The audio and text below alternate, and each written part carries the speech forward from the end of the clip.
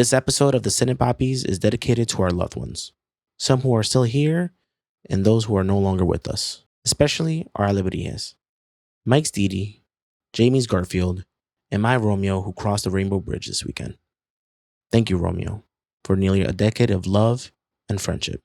You'll always be my best friend, and I love you, buddy. Cine Papis. Welcome to another episode of the Cine Papis. Eddin Martinez, Jaime Fernandez, Juan Bago, and we are your Cine Papis. Make sure you check us out every single Monday. Of course you are, because you are here. And like, comment, subscribe, all the YouTube things. Guys, how are we feeling? This is our first time recording with each other since the Cine Papis went live. It's like meta. I'm cursing already. I'm excited. Wait, yeah, no, I have notes. I laughed too hard to your jokes, bro. That's what you've seen in the first few I episodes? laughed way too hard. And you know what I've seen? I don't laugh enough at your jokes. Damn, that's crazy. No, meaning like, it's my fault. Sometimes you could tell that I'm like, I got a thought. And I'm holding, so it's like I gotta listen more. So we just gotta balance it out. My laughter because has to I'm be watching lower. it and I'll miss jokes that I'm laughing at. Yeah. That like both of you guys will say something and I'll be like, I'll just say we're not funny. No, Yeah, I'll laugh when I'm watching and I'm like, why am I not laughing in the episode? Because I'm like already like, you know what I mean? I'm already like, I got that. I got to talk to you about Edward James Olmos' like, creepiness. You know what I mean? So in the movie that we saw, No, of course. not in real life. Well, I don't know. Debatable. But So what have you learned anything by watching? I gotta move my mouth away from the microphone because I feel like it gets a little too close. And I'm like this the whole time. Posture? Yeah. I was very like confrontational. So And I don't know what to do with some people don't know what to do with their hands. I don't know what to do with my legs. I'm relaxed now. Yeah, I'm do realizing I don't like like doing that anymore. We're just talking about like, etiquette of us doing the podcast. So don't mind us. So I might do kind of a meditative position that was eventually. super uncomfortable. Are those Nick socks? Yeah. Wow. Yeah. Okay. Yeah. Let's go Knicks. Shout out Nick. But yeah, this is like really the first time that we're getting to talk to each other, like at least on camera about, finally having the pod out, which is great. Right? Yeah. We're It's talking weird. about Us being us.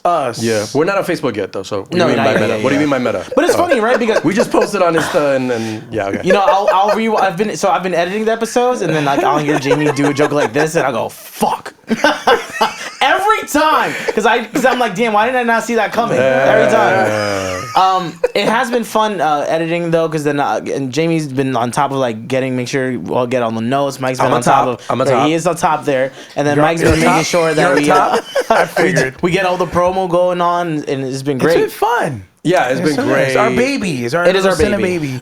Cine Papi baby. Bobby baby, And it also makes you want, like, you're watching it and it makes you amped up for like, I can't wait for the next one. Blah, blah, blah. And here we are. And we are. Anything else that we kind of came across? I saw a lot of people like were enjoying the episodes. They were having fun with Scarface and the other ones that came out. Look. No, just real quick. I was at an event when we first dropped Latino Film Festival. Yeah. You were DJing and you were like schmoozing. Yes. And people were like, hey, yo, Cine Papi, what up, bro? Yeah. Like people that follow us. Yeah. So it felt weird being called that in public. Like, yo, what's up, Cine Papi? And we were able to do the post, The Papi pose. And it was like, let me find out you were Cine Papi. I was like, yo, everybody saw the... we also shout out to, we were on a podcast, and at time, if we didn't have real chemistry, that interview could have been, a little different. We won't say where, but we were very close. Yeah. We were very close. We were like, you see how we have these chairs here on YouTube? No, we were on top of each other. No, we were, We were a nice little threesome, But shout out to Jonathan. I was think just he gonna say got that. everybody to subscribe at the party. Yeah. You know? He was like, the guy over there handed me this pamphlet already. I was like, which guy? It was Jonathan. I was like, oh yeah, cool, fine. The bathroom attendant had our card. I was like, Jonathan? Yeah, instead of handing me a paper towel, he handed me the pamphlet. But I don't want to put... I don't want to put anyone on the spot, but this podcast, we want to be accountable. There's some podcasts, they talk their shit, and it's no, we're gonna be engaging, and I want to call this segment PAPI Pushback. because we had the episode on Scarface. Yes. And Jamie, I don't think it was a Fast and Furious actual Yeah, I think it was just part, we were just talking. But you mentioned that it wasn't a box office success. I mentioned, and I don't know in specific words, but basically that it was a box office disappointment when it came out in 1983. Yeah. And shout outs on the YouTube user by the name of Miss Togan 7245 who said no. It became famous at the box office and got more famous on VHS. Yeah. Please get your facts right. Yeah. Mr. Fernandez. My God. And there I was, and I'm not gonna lie, I trolled. I was like, yeah, he's right. On the comments, even though I'm That's Mike's trolling, like going against me. I was trolling him. Yeah, okay, but it makes This is where Jamie gets nerded out. I know he was on the desktop when he was doing the comment, and he's just like, all right. And you said your piece. Well, he came in guns blazing. Like, this dude, he didn't even have one comment of like, yo, great show, and then the no. Yeah, He suffered it. It has to be a little formal, but, So, yeah, he went in no lube, and I'm like, yo, what the hell? And then... Sorry, and Dean's reaction. My bad. Okay, I'll take it back a little bit. I was like, oh my God. So I'm having a text. I'm texting with y'all, and I'm like, this dude is about. I'm about to like, because he doesn't get what I'm saying. I'm about to own him. It was obvious he thought I said it was a flop, and there's a difference. The distinction of a disappointment and a flop, two different things. And the more that he was, so we went back and forth. I kind of gave him some facts. Right. Yes. And specific facts about that it was like the 15th highest grossing film of that year, which is a disappointment when you have Al Pacino in 83 in a gangster film after The Godfather, like you. What a follow-up. Yeah, and so of course people expected around that time it would have been like a Godfather type hit, money wise, financial wise. It wasn't that at the box office. It was it was an okay. I think it did okay, modest. He was pushing back, like, no, it's a it's a classic. It made all this money, and then he started doing the Eddin thing, where he went back and tried to look how much the grosses were, how much the grosses were for 1983 as opposed to right now, right? How much did it cost? $52 in 1983. That's about $3 billion. At the box office. Damn, 52 million is about 100 billion. Yeah, Kajillion. I'm like, dude. And so, again, I'm like, it doesn't matter how much math you do in whatever decade. In 83, the money that it made wasn't enough to it was be considered a big hit. Yeah. And so I was right. And I had facts, and I had, and you were furious. My friend Google hooked me up with some facts that I just threw at him and said, look, this is what really went down. So after all the smoke cleared and stuff like that, I kept my cool because I could have used words that I would have to like take back. You know what I mean? Be careful, you're representing Cine Papis. No, and I realized that, and so I didn't want a first impression on our comments to be me being this sort of abusive, sort of like movie nerd. Right. So that's in the past. Yeah. You're no longer like that. Well, I can't wait to see what he's going to say about the movie that we're doing today. Ooh. Because we are doing a Disney, what I would say is kind of it's not technically a Disney classic, but it is a Disney classic. Fuck it, we're doing Coco. We're doing Coco today. I'm excited for this. Been wanting to do this Coco movie. Tasso. Yeah. That's a different Tasso movie. is actually a really good. Yeah, that's a good Dominican movie. So, I love talking about why we want to do Coco or why we chose Coco for this time around. And, we are around Halloween time. It is centered around, the Day of the Dead. And Coco has become a big Latin classic, but also a big Disney classic. Yeah. So, I don't know. Do you guys remember the first time you guys saw this movie? I saw it in the theater. Oh, yeah? Yeah, choked up in the theater. It was really good. So did you cry during Coco? This was the first time I saw it. Yeah. And I didn't cry. I cried. I watched it. You know what? I judge people that don't cry. I did. So I rewatched it for this, and I almost cried the second time too. But in the moment at the end, right? With the great grandmother. Don't give it away. Yeah. I felt feelings that I never felt before. Emotions. I was like, is this an emotion? one? Yeah. No, but I didn't cry, but I felt it. I was like, no, this hits me. Do you guys want to do the breakdown before we really get into it? Yeah, let's get to the PAPI synopsis. This movie, first and foremost, I cry every single time I watch the movie. Oh, wow. Every single time, Jamie. Is there a movie that you makes you cry the most? Bambi? Bambi? Okay. Yeah.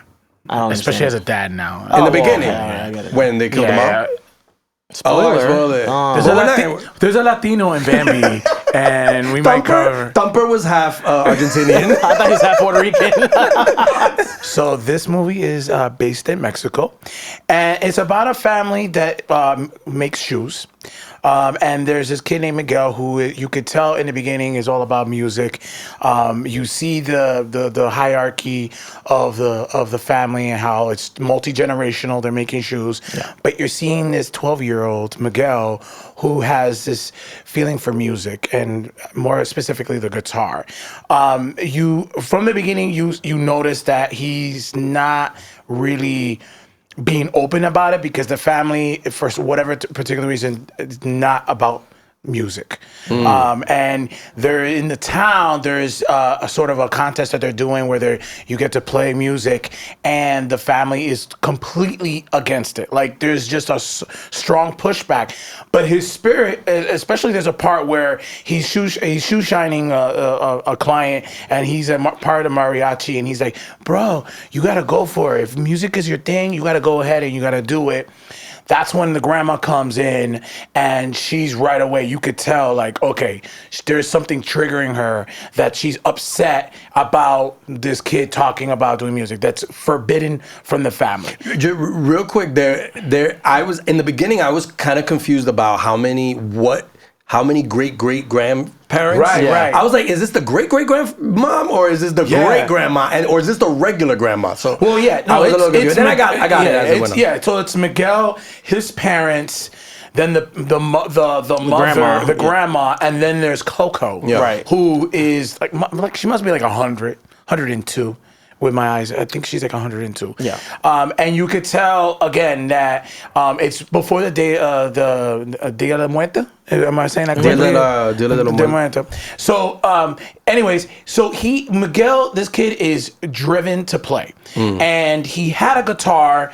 And once the grandma finds out, she breaks the guitar and she forbids music. She's really pissed off. She's like, "This is a day that you got to be together with the family. You can't go anywhere." But he is not with it. He is like, nope. But we also see that Miguel has this idol. I believe is Ernesto de la Cruz, and he is like this idol, major, famous performer and musician who Miguel looks up to, and he sees that there's this building, there's this place, there's like a shrine, and he sees the guitar, and he goes and sneaks in and breaks in and takes the guitar, and when that happens, you see that he sort of transforms and goes into a different. He's like in the afterlife. And so while he's in the afterlife, he kind of gets caught by his ancestors that are there. So there's a whole world where in this movie where it's like the afterlife, their family, it's extended, they're there, there's almost like a connection, and he's there and they catch him and the family is like, all right, look, if you listen to us and we'll bless you and you'll go back, just don't do anything with music. Within seconds, Miguel's like, boom, right away. He messes up and he has to come back. Tries to stick guitar again. Yeah. That was funny. That was a funny part. And so this is where Miguel, I mean, obviously the family's looking for him and everything, but Miguel's in the afterlife, and we see how in this world and what they believe is where if you don't have, and correct me if I'm wrong, if there's not a memory of you, or if there's not if the living doesn't have a memory of you, you sort of pass away from that afterlife and then you're completely gone. Right. And so we're seeing Miguel. He's running into his family. They're there, and he's pretty much trying to look for De La Cruz because he believes that that's his great grandfather. Yeah. And while he does that, and while he broke the promise with the afterlife, the family, he runs away with them. Runs away from them, and then he runs into which we end up finding out is his real great grandfather.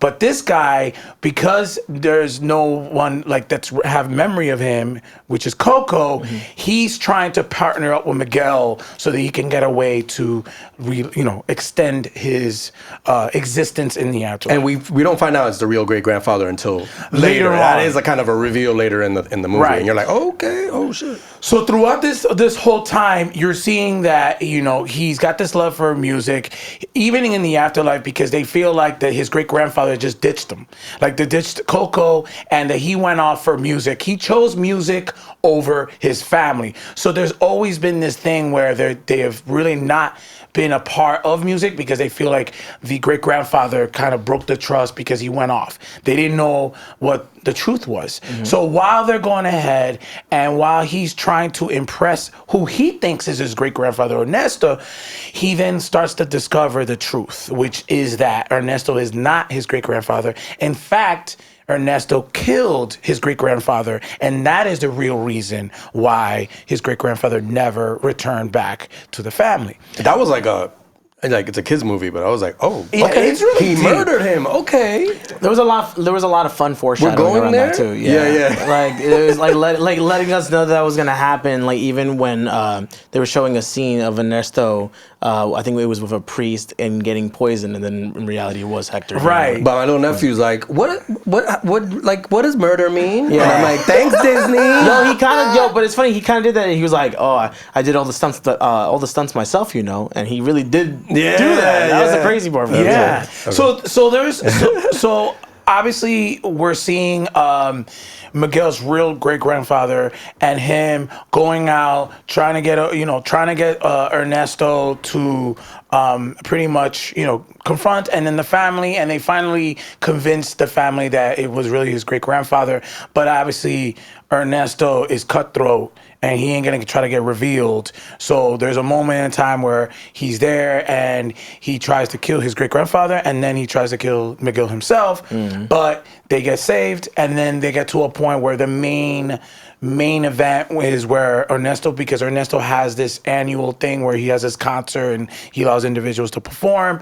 They end up tricking him, and he's on camera revealing that he did murder. That concert, by the way, is like the Bad Bunny tour of the afterlife. Low key. Yes. Yo, everybody was there. It was like all the skeletons were like, oh, we gotta go. So he gets caught. He gets revealed. That extends, the opportunity for his real great grandfather to live. Then he goes ahead, and there was a song that his great grandfather used to perform for Coco, and you obviously throughout the Give movie, us a little bar. Give us some bars. Yeah, do it. Remember me. Why did you croak on that one? I know. I'm not really good. So anyway, so it ends up that Miguel gets saved because if time is running out, he only has it for the night. He makes it. He knows he needs to sing the song. He knows that Coco's gonna react to it. He goes in, locks the door. The family's trying to get to him. He sings it, and then his grandmother is singing it, and that allows the great grandfather, great grandfather to survive. The family gets together, and then Miguel gets to become a musician that he wanted to. Yeah. That is the Papi synopsis of the whole. That is all of Coco. What's funny for Coco for me? I had to watch the movie when watching it the second time. I watched it more with a Cine Papis mindset, right?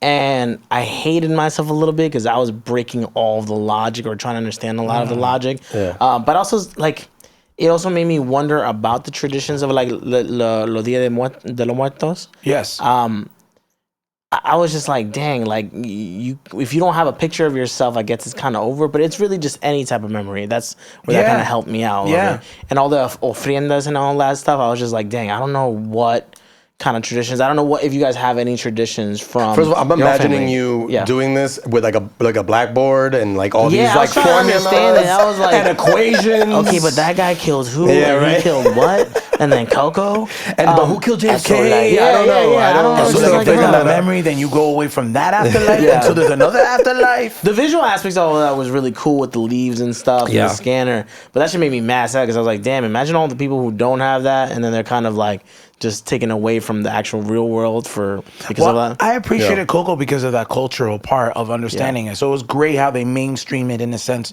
of that. And it's just, I from what I got out of the film, and that's why I wanted to truly enjoy the movie, is because as Latinos, when you want to be an artist, I mean, obviously there's a little bit of a little different for them because it's like the great grandfather just ran away and he forgot the family and they had a struggle and all that.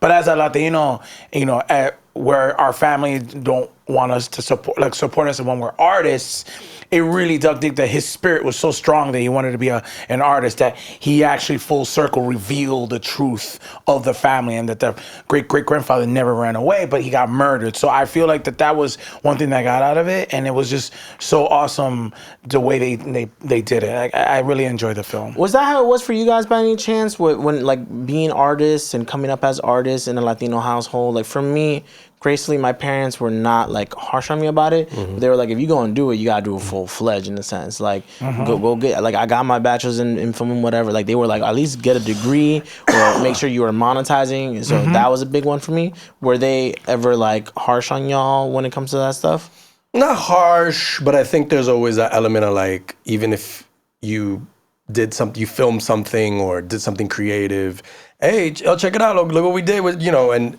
they're, sometimes their first response would be like, I love it. So how much did they pay you? Did they pay you? Yeah. And so it is that love that kind of deflates you a little bit, not in like a woe is me way, but it's like, okay, moving on. Yeah. Thanks for watching. So it does kind of make you, and I think that's just the old school mentality. I mean, I don't know if parents, it's interesting to see parents today, people our age, if we've kind of if that rubbed off a little bit unknowingly, I don't know, you know what I mean?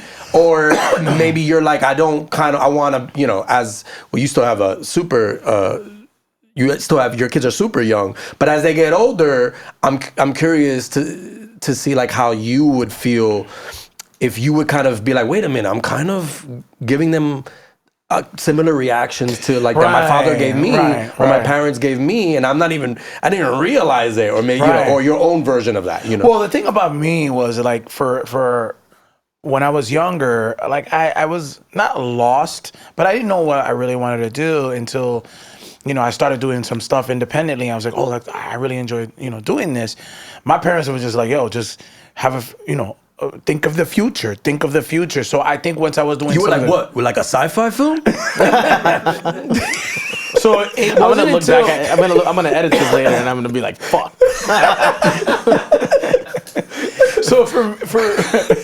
So for me, it wasn't until I got to and Jamie was a part of this series when I was on HBO and Habla, where my father was like, oh, Hollywood, okay, because that whole HBO thing was what made it legit. We got Eric Estrada over here.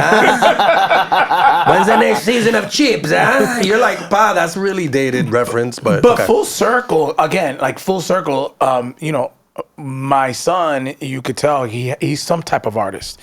And my mom now says, now that I think about it, when you were little, there were things that I could see it, I'm like, great, you tell me this now, way in my adulthood. But with my son, no, like I think I'm just giving him the freedom, put him into music, put him in all the arts and see how he gravitates, because it wasn't like that. Like my parents were immigrants. They would just put him in school. I didn't do any extracurricular things because they were just trying to survive as immigrants. But what if it wasn't like, what if it was like an art that you probably actually are like, I don't think you can make money. Like, what if he's like, I want to be a puppeteer, and you're like, I think I would be the same way as Eddin's parents. I don't know if puppeteering, there's that much like. I would be like Eddin's parents. And we just lost all our puppeteer subscribers. In my head, I was like, I wonder who he's gonna go for. Hey, Geppetto, relax. Yeah. Why you so? Don't be so sensitive. I'm just saying. What is he gonna say? You don't know much about a profession, and like, you know, your kid is like, I want to do, you know, I want to start a Twitch stream. I want to start a Twitch stream, and you're like, you want to be the next what? Like, so that's what I wanted to ask you guys, right? Because we are the next generation. I think that was a wonderful thought. We are the next generation of figuring that stuff out with our kids and etc., or at least the youth, right? Even if it's not our own kids, right? Right. Expectations versus dreams, because that was the biggest push for Miguel, right? He saw that he wanted to be a musician. He saw Ernesto. He didn't even know that Ernesto was his. He thought was his great grandfather. Then he found out he was his great grandfather. But regardless, his great grandfather was a musician, and it was Hector and etc. Now it's not always that Disney cute Cuddy, right? Yeah. To figure that stuff out. I don't come from a background of musician or of artists in my family. Like no photographers, no nothing like that, no DJs, nothing. I had people in my community who were doing these things. I enjoyed it. I got the eye for it, I'll say, and I did it, right? And gracefully my parents supported me. Let's say for y'all, right? Where do you guys find that almost middle ground? Because it's kind of funny that you even said like, oh, like what if they were a puppeteer, right? Yeah. But it's also like, what if they're like the best puppeteer ever and we'll never know? I just think I honestly feel like in anything, I think is, are you going to stick with it when it gets tough?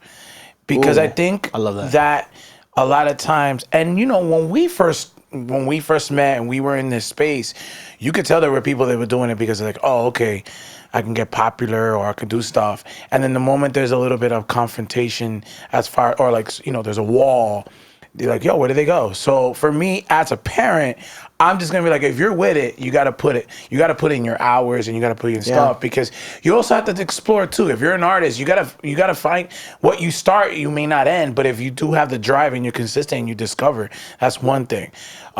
Don't neglect the opportunity that's there as a foundation, education, whatever. So you have something where you're like, you know what, that was a little phase, but I got this to be as my backup plan. That's all. Like, I think at the end of the day, because that's what I learned through my experience, is that there was just moments where I didn't know what I wanted to do. Like, I was programmed that I want to be an accountant or I'm going to do business. It wasn't my cup of tea in that sense. I mean, I mentioned puppeteering, but you know, we were doing sketch comedy, which is just a level below puppeteering. We just lost all our sketch comics. No, meaning as a viable way to make a living. You know what I mean? Like, you know, I'm gonna be a sketch comedy guy, and it's so. You know, we were in that kind of very specific sort of skill set, and. You know, and I can see that. You lost to a puppeteer, though. We did. And Bring the Funny on NBC. This is what I got. Is that what that is about? This is what I got. You gotta listen what he did. I didn't even realize it until you said it. That's actually hilarious. One of the people that got past us in the comedy competition show we did for NBC, Bring the Funny, one of them was this guy who had a puppet. He was a puppet, and he was backstage talking to us as the puppet. He was annoying me. He was like, "Good luck, guys." And I'm like, dude, take your hand out the puppet for 5 minutes and have a conversation with me. What do you mean? Damn. So that's go. You know, but it won't be the last reference to the puppeteer. I'm gonna let you know right now. You know, who am I to be like if my parents are like, you know, were questioning that, right? You went to college and what now you want to be like what? Like a early 90s Phil Hartman, and I'm like, wow, you know a lot about. There's a lot of dated references. You're dressed like right, I'm not a dated reference, but that's a pretty good.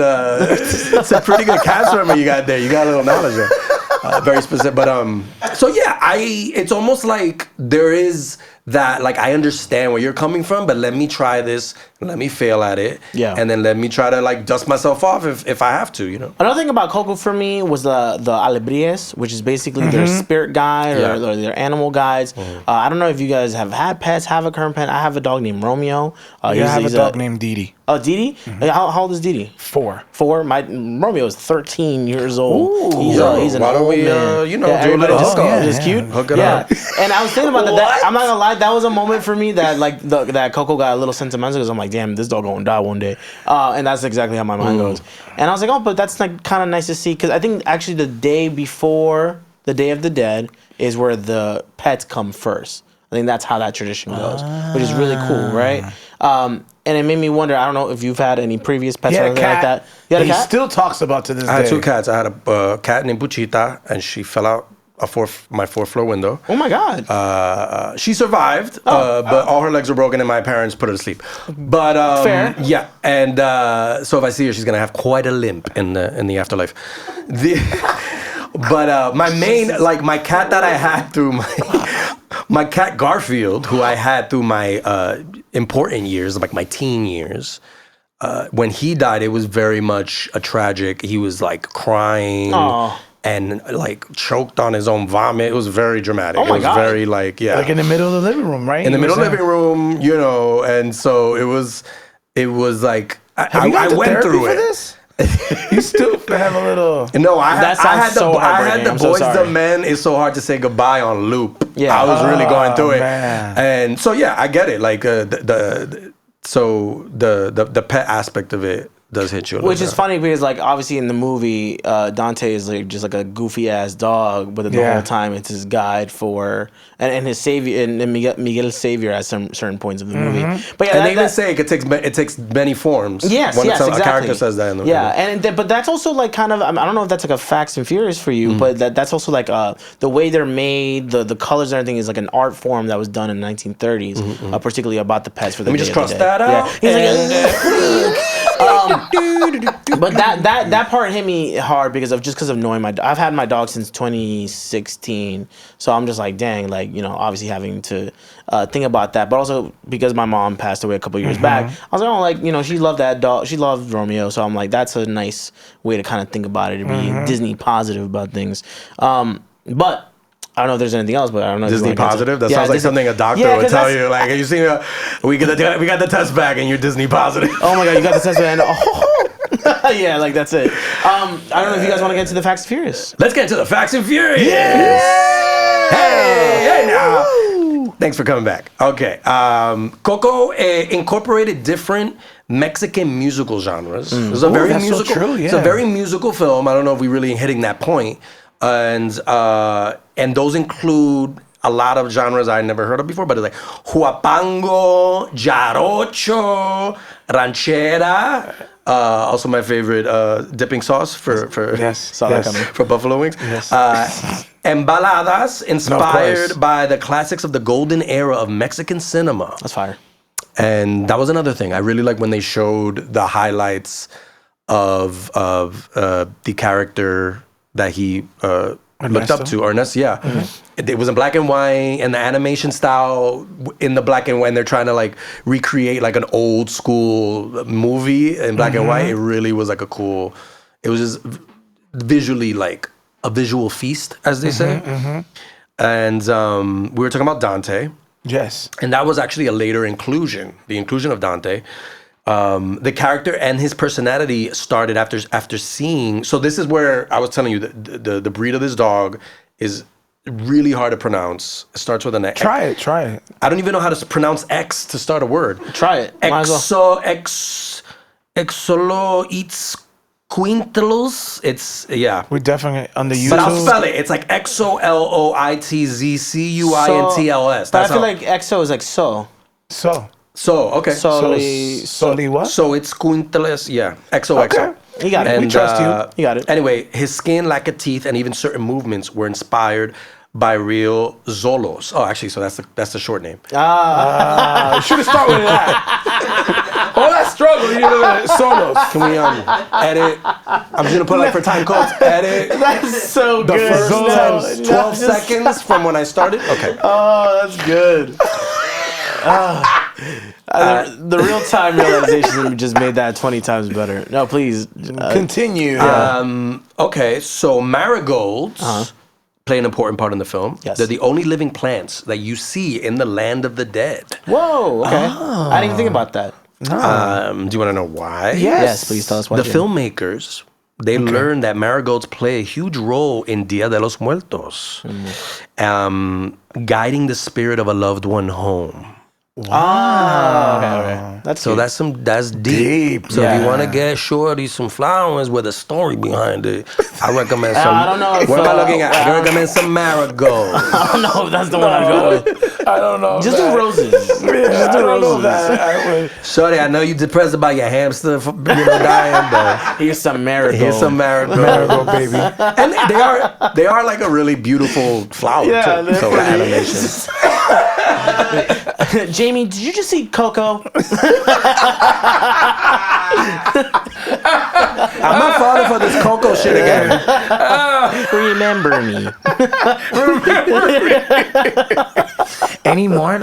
I'm just learning so much. Yeah. No, these are wonderful.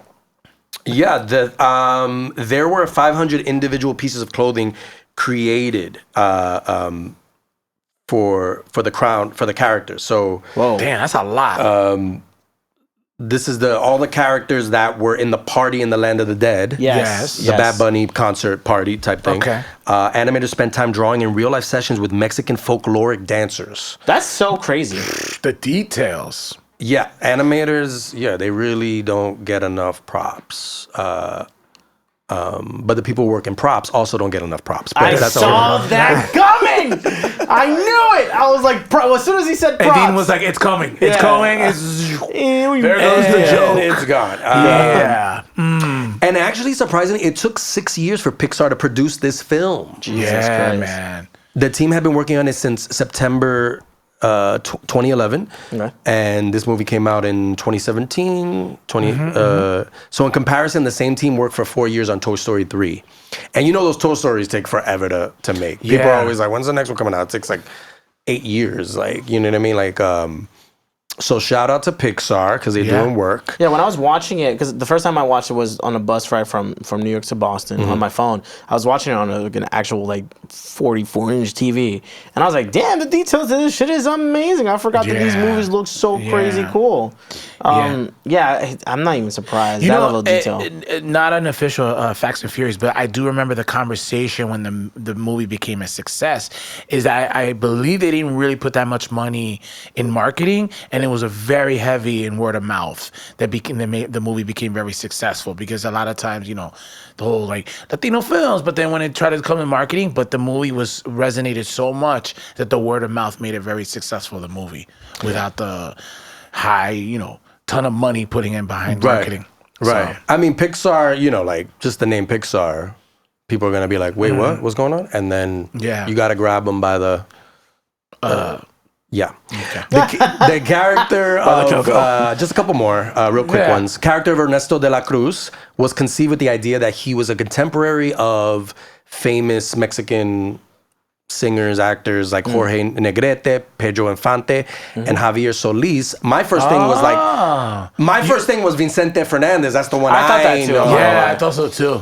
And but yeah, so it's an amalgam of all those those people. That was a big word. Yeah, I know. I practiced. I rehearsed it for a while. you rebound from the dog. Yeah, Zolo. The dog one is Zagalaco Pacachica. See, I'm learning to laugh at the jokes now. See, in earlier episodes, you would have said that. I would have been like, yeah, okay. The final one, Santa Cecilia, the town where the protagonists live in the movie, is based mainly in Santa Fe de Laguna in Michoacan. Okay. So this is a real place you can go. Oh. They saw elements of different towns, but they used Santa Fe as the base. They wanted a town that would feel historical to show the passage of the different generations. And Santa Fe was perfectly preserved. Yeah. So, and you could feel it. You could feel it was lived in. It's an animated movie, but this town was, you know, again, shout out to the animators. Yeah, The that was detail was gorgeous. great. The windows of the locations, the sidewalks, like seeing all that, I was like, ooh, this is a nice attention to detail. Do you guys mind if I add a couple? No, of course. I think one that There are no before you rules do, in here. Before you start, yeah. no complicated words, correct? No complicated You're good. words, Okay, no. you're good. Okay. Good. But speaking of words, though, in Brazil, they couldn't call it Coco. They had to call it Viva because in Brazil, apparently, Coco, it's poop for them. I thought Jamie would like that one. For some you reason. love Coco. I love. He loves Coco. I mean, You're in love with the Coco. No, that was the first episode. Coco happens. You know? Coco happens. Yeah, I like that. And then this was also the first Pixar film with a Latino lead. That's a really big one. You know, damn, that was one that the fact that I missed that. Thank you for putting that, because somebody would have been like, "Yo, hello, you didn't put that." What the fuck? Jamie doesn't even know his first. Right. No, that's like an important one. So that's awesome. I believe, and I also believe that "Remember Me" did get an Oscar for a best original song too. That was a huge one. Yeah. I was like, Jesus Christ! Like I didn't. Back to what you guys were talking about, the fact that it wasn't like a lot of marketing going behind it. Mm-hmm. But it's funny because I feel like from the initial conversation, and you guys would watch back, we talked about crying for the movie. I think that was the biggest thing for me that I kept hearing from people. Like, oh, did you watch Coco? Yeah, I cried. Or like, oh, you know what would make you cry? Coco. Yeah. And it is the sentimental value. It did make me want to ask you guys, you know, what is, if you guys don't mind me asking, what is like the furthest back you guys have been able to meet in terms of grandparents? I think I was able to meet, if I'm not wrong, my great grandmother, but that's the furthest I've gotten, and that's from my father's side. Right. That's the furthest I've gotten to meet. What I about you guys? had my father's grandmother was still alive when I was young. Wow. Her name was Mama Juana. Oh. Now, you know. Shout out Mama Juana's Yeah. up Yeah. in Dykeman. And she was Great like, brunch. Great brunch. Yeah, Mama Juana, and I remember, but she was bedridden, and this is where back when I was a kid, but she passed away, and so, and my grandmother right now, currently, she's like 93. So, Wow. But I wanna tell you, my wife, her grandmother looked just like Coco. Wow, yeah, I think that's and what the hit a movie lot of came people. out when her grandmother passed away around that time. Yeah. So it was like that shit hit. Her family all bawling when that movie, because it's like that's my wife's dad's mom, and she lived till 99, almost to 100. Yeah. So, but nice. they look the way she spoke, everything was exactly like that. So when my wife watches it, there's impossible that she can't cry in the end of the movie. And I want to hear about yours, Jamie, but just to mention really quick, and not to be funny, but I think the whole he laughed as soon as I said that. Not to be funny. We're like being very sensitive and open. You said not to be funny. I got a joke. I'm not gonna lie, expert though. You did. But the thing I think that does resonate with a lot of people is the whole dementia thing or Alzheimer's thing when it comes to a lot of, you know, just parents in general. I don't think particularly in Latino parents. I don't know the stats of that, but I do know a lot of people whose great grandparents and their grandparents are dealing with that. And even deeper, how music sometimes can penetrate memory, because that she was singing along and everything. Sorry, it's a penetrate memory. It was like, okay, that's not. It was that's true. Yeah, it just felt graphic. Okay, right. Okay. But music does do that. Yeah. You threw me off. I get real personal with my Spotify account. But I agree with you with that and how music. So that was another element. So what's the furthest you were able to? Well, I've never meet? met any great grandparents. Okay. I did meet a pretty good grandfather. We're not talking about behavior. Yeah. He's like, he was a good guy. Is this like a bad grandpa setup? Is this Papa Fernandez? No, but seriously, I've never met any. I've only met one that I remember, grandparent. It was just my father's father. Yeah. And I met him maybe twice in my life. Once when I was way too young to really remember. And then another time when I was still young, maybe 10, 11. But I never met, I don't know anything about my mother's father.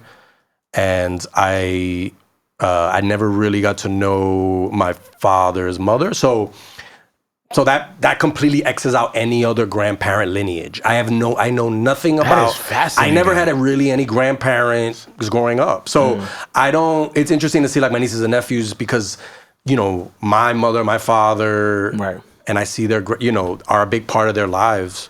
And I'm like, I never had that. I never had. I maybe had like let's godmothers. dig in a little bit. I had godmothers. I feel like that maybe replaced that. Yeah. So a lot of my godmothers were older, and they were the ones maybe who would be like, you would go to like visit them, and they would give you like the oatmeal cookie, or you know, or they would like, you know, break your guitar in half they don't want you to follow your dreams. Random, right? I mean, hello. By the way, what a moment, right? Yeah. Because Shorty goes, right? He's like, I gotta do music. And then she goes, word, breaks that shit. And she goes, are you hungry? Yeah. Yo, that gaslighting was the real, gaslighting bro. was crazy. Oh in that my movie. God, that was yo. probably something in the movie that I was like, oh God. But I can see Mike watching that. He was like, yo, she's bipolar. Yo, that's like, she got to check that out, yo. I think that's like, she's not that. She got to diagnose that. If there was a therapist in the movie, oh my God, completely different movie. That's when the movie was too real. The movie was too real at that point. I like watching the episodes, all the episodes so far. Mike is the guy who gets into the medical terminology when it comes to yo, I really think that Scarface, has some deep issues with his mom and shit. It's like an Oedipus complex, you know? Yeah, right. Yeah. No, yeah. So Well, great job. And great job. Was there the way that Miguel as a kid looked up to Ernesto, right? Oh yeah. Was there anybody for you guys that y'all looked up to like that? Because I never had a figure like that. I used to be a big Justin Timberlake fan. I'll tell y'all that now. Okay. I have no posters. I had Justified on CD. But This is when he went solo? Yeah, that's when he went solo. Yeah. Okay. No, I'm saying this is when you felt that were you following him through his NSYNC days? My sister was a huge NSYNC fan. A huge NSYNC fan. So probably still is. Jimmy too. Yeah, and so that was probably what inspired that. But I didn't really start putting posters on my wall about people till I was in my 20s. I didn't do all that. So was there anyone for you guys? I mean, Daryl Strawberry. Yeah. I mean, when he signed with the Dodgers, that broke my heart. That's way back when, but not really. I didn't have anybody specifically like that. You, Jamie? Somebody that I really, I don't know how far back that, as when you're a youth, it's like fictional characters like Bugs Bunny or something, right? He-Man. You guys are aging yourself. Yeah, right. I just want to say this real quick. And She-Ra. And She-Ra. Voltron. Yeah. North. Yeah. Charlie Chaplin. Damn, how old are you? Yeah. But I think, and this is kind of cliche because a lot of Latinos say this. Speedy Gonzalez? Speedy Gonzalez. No, but his cousin Slowpoke Rodriguez really inspired me to drink. Yeah. And so no, I was gonna say John Leguizamo. Again, it's kind of like a go-to for a lot of Latino people. But I'm like, when I first saw Spicorama. That's the name of the show. Don't send me letters. What a different time. Yeah. And then Freak. That was somebody that I was still in my creative beginnings, and it did give me sort of like a North Star of this is somebody that I would like to emulate in what he was doing. Not necessarily like one-man shows or anything, but that's the sort of just kind of unfiltered sort of comedic energy, you know what I mean? And it was either I wanted to either perform that or write that or be involved in something like that. So cool. Again, it is an overused answer, but it does. You got to give credit to him and what he meant for a lot of people at the time. At my age, it was specifically right in that sweet spot of do I want to be in a creative field? I'm getting a niche. A niche. Maybe I should go to the doctor for it, but it could be something else. But so I'll say that. I'll say Leguizamo or early prime Leguizamo. Yeah, because gracefully for Miguel, at least he got to find out. He found out he got two different grandfathers at that point, great grandfathers at that point, because he had Ernesto and then he had Hector out of nowhere. So it's never that easy, right? And going back to even just from my end, I don't have really not to say no one in my family is an artist in some sort form or way, right? But someone that was I'm the videographer, I'm the photographer. There was none of that. So that's kind of why I asked, because he was dedicated, had the albums, had the posters, had the videos, had the lines down. That was another Facts and Furious, real quick. The way that they were doing the fingering, before Jamie says something.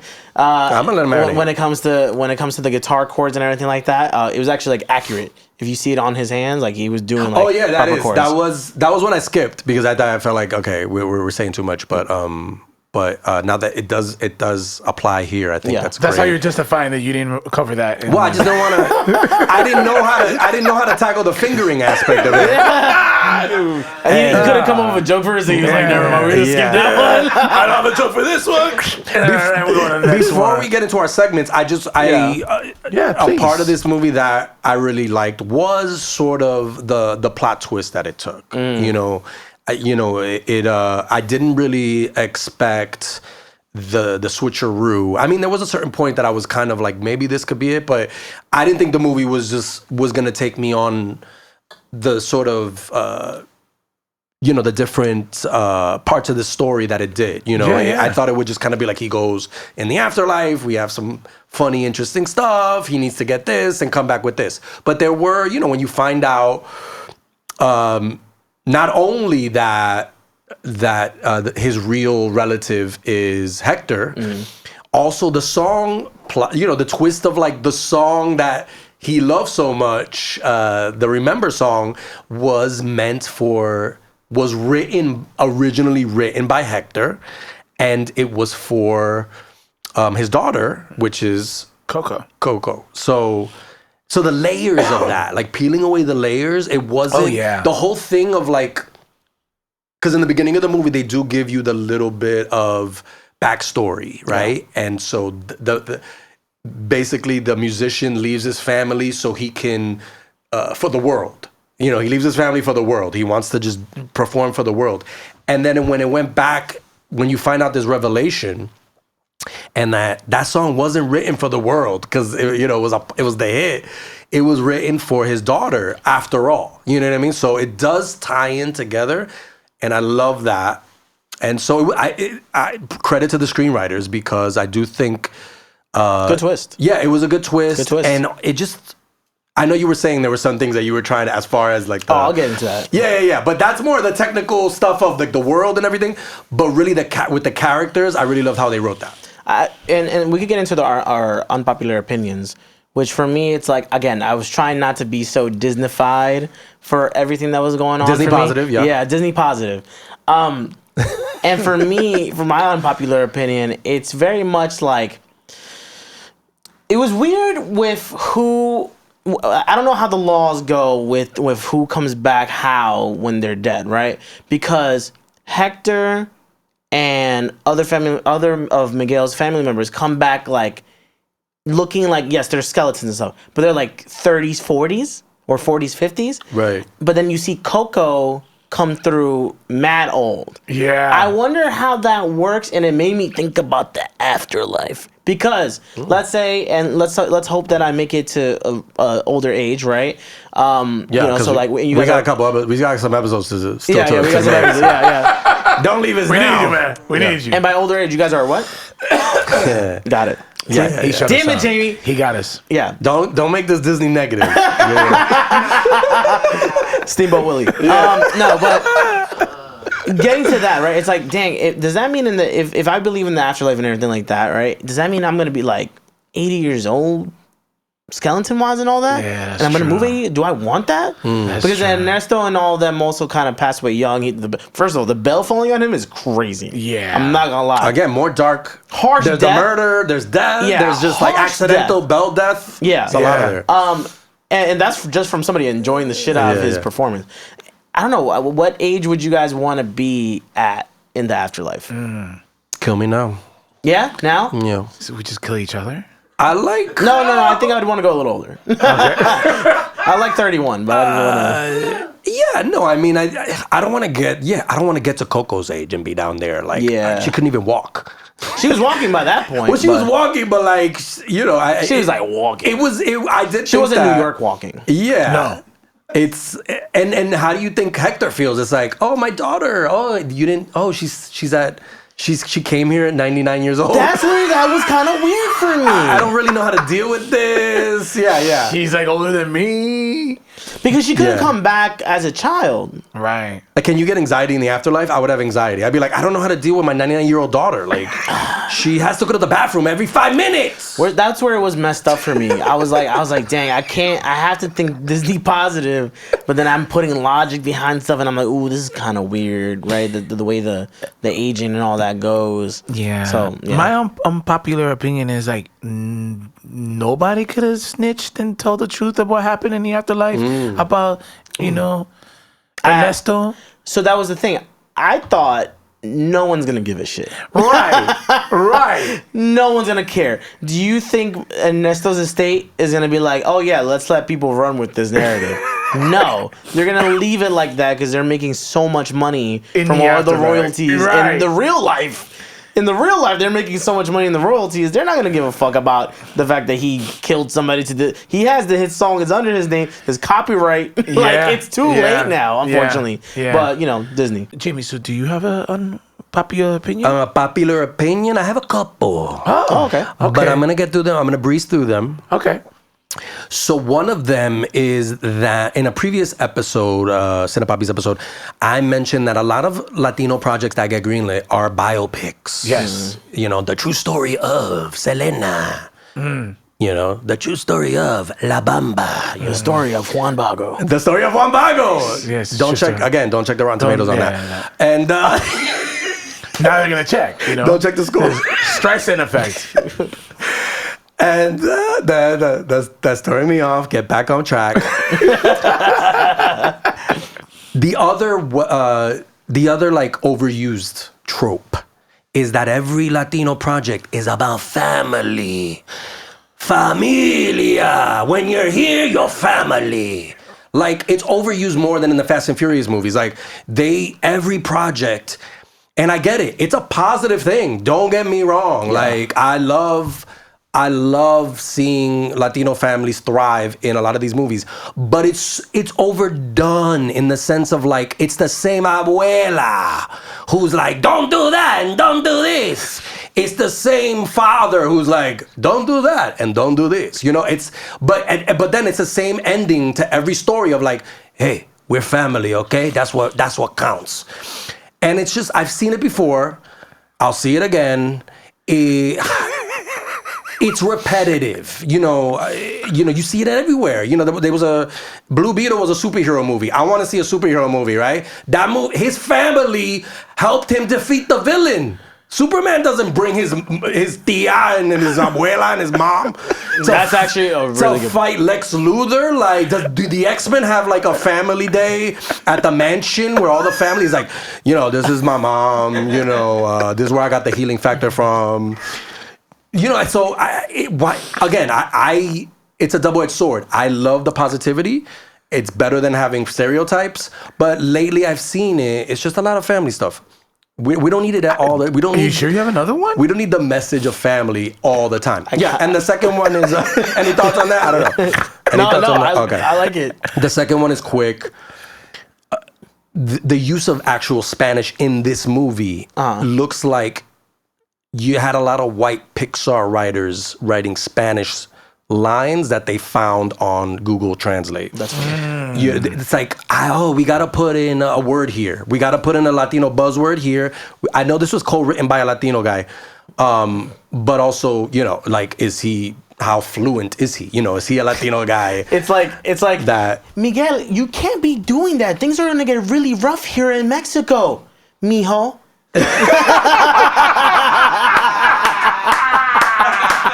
All right, that's it. We got one in. We got one word in there. That's the second mijo. I think we got it for today, guys. Yeah, let's cut. All right, dude. You made the point right there. So that's my little point. And that's a small one because you do have to do that for the mainstream audience.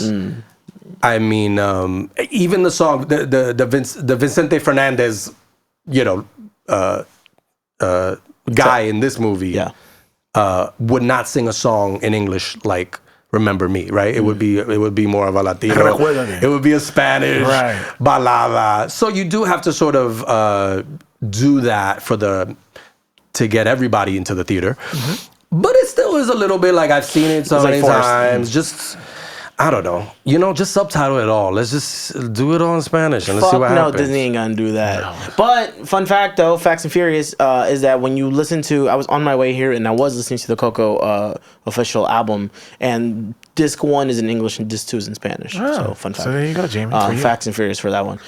You guys have an MVP for this one? For me, there's the dog. Yeah, I think the dog came through clutch. Dante came through. Dante was really it for me. So, and then the way he was getting treated in the beginning of the movie and then the full circle and everything. So, to me, it was Dante. Mm-hmm. What about you? Well, there's an actress who, it's so funny because, I've never seen this movie. A week before, I saw, online, somebody made, a bunch of clips about this actress. Mm-hmm. And she's in this movie. Alana Ubach.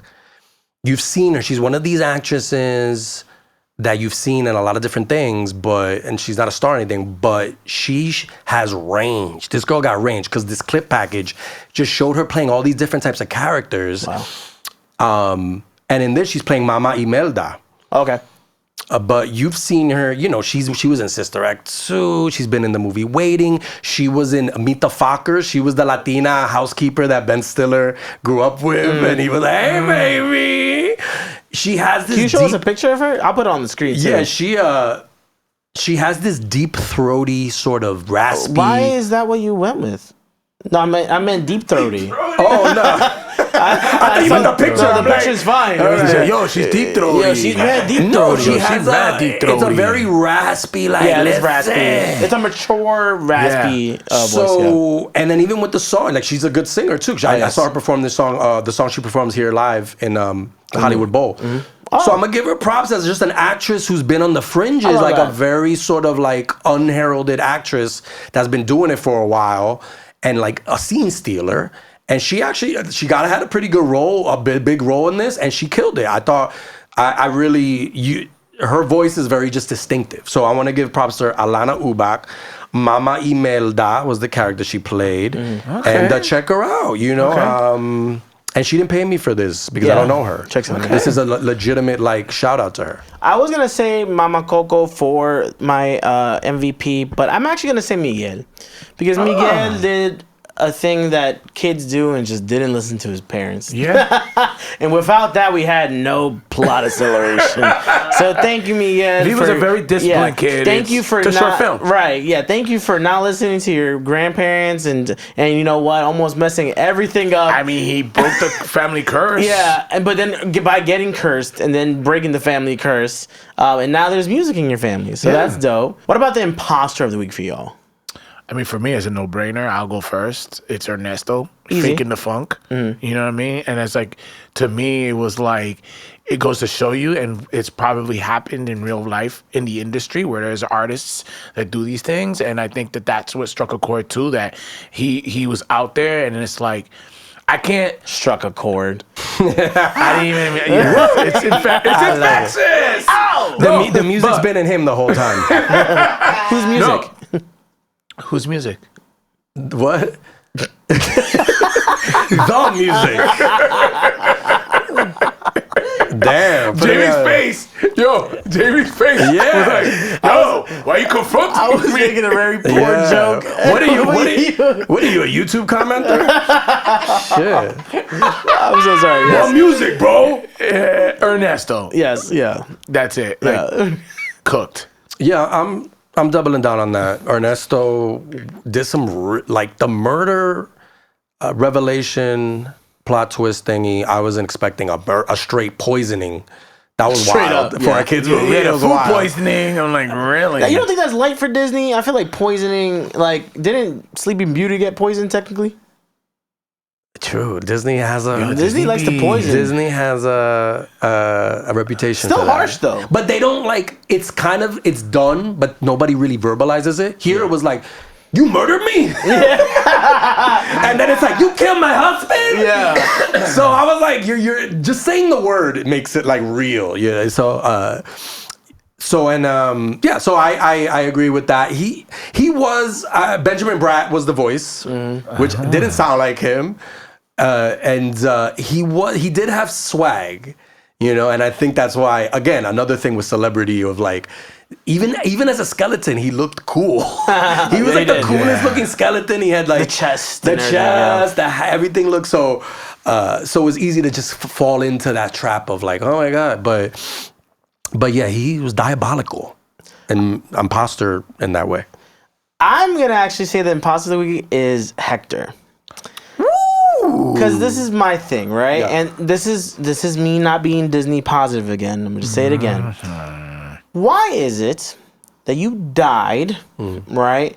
And you left, Coco and everybody else, right? But you ain't go looking for nobody to tell them that things are wrong and twisted? Yeah. Like we didn't find out till your great-great-grandson to find out That's that, true. There was I was murdered. I was literally I was snuffed poisoned. Out. I didn't abandon you. I died. Yeah. But obviously, you could throw in they didn't have the ofrenda for him and etc. But still, they're all dead. They're all in the. Yeah, I would have been waiting right in the gate. But hey, yo, by the way, I can't even go in there because I was killed, and you guys all thought I'm deadbeat and I'm fucked up, but I'm not. Like that was my imposter. Like, why he ain't gonna look for them? Like, what was it? But maybe I guess you could go and try to be sentimental, but maybe he felt like there was a sense of abandonment because he was murdered, and how is he gonna explain this? No one's gonna believe me. But then now I gotta go back into the real life and believe that Ernesto was not really the person who may remember me. Somebody's not gonna like that. Yeah. Or whoever. That's my point. That's it. That's a great angle on it. It's that thing they do in movies and like shows where if all someone has to do is tell another character the truth, just text them, and they don't. They either get cut off and the person walks away and they never. I'd be yelling, "Hello, I didn't do it," But they just—it's that sort of like telenovela, I'm just okay. I guess I'm not gonna tell them now, and and we don't have to deal with all this, But no, that's a great take that I didn't even think of until you said it. Yeah. Coco too. Coco too is sick. Coco dos. Yeah. Yeah. They should. I mean, they made a Moana too. They could do a Coco too. I cannot believe they did that. Anyways, let's do our. Wow, there's some anger there. I just you are angry. We just don't need sequels sometimes. But Cine Papis wouldn't be Cine Papis without the PAPI point system, our PPS. Every week we do a review or give our rating, of the movie. This time around it is Coco. I want to go around the room if Mr. Juan Bago wants to start. I'm gonna give it 4 guitars. Okay, 4 guitars. It was just really, really good. I liked it. Between the music, the symbolism as far as music and art in the family, and it's sort of having that confrontation. Like you said, the storytelling, the writing, everything. It was just really, really well done. So I give it 4 guitars. Mr. Fernandez? First time watching it. I'm not a big Pixar guy, to be honest. I know everybody loves Pixar. I'm an old school Disney guy. I love Aladdin. I love Lion King. So Pixar has always kind of been like, okay, but this actually really was well done. It was the pacing was great. Yeah, I agree. It moved. There was a lot of funny moments. Okay. 4 out of 5 great grandmothers. 4 Cocos? Honestly, I agree with all your sentiments. I feel like I can't really say much outside of it was a touching movie. It was fun and touching movie. I'm giving it 4 ofrendas out of 5. Okay. Just to go and to show you, it made me think a lot, so I had a lot of fun. That being said, we are the Cine Papis. Make sure you let us know what your PAPI point system is down below. Make sure you like, comment, subscribe everywhere. We are on all the DSPs. We're on the YouTubes. We got the video on Spotify, so you can go click the audio only and then watch the video if you want. If you're feeling a little freaky, you want to see Jamie's face. That's my camera right there. And listen, feel free to go after Jamie. Yeah. Jamie's not right all the time. Yeah. Go after him on all the comments. But be right, because I'll come after you. Cine Papis, we do our homework. We this ain't new to us. Eddin Martinez, Jaime Fernandez, Juan Bago. We are your Cine Papis, and we see y'all next week. Cine Papis.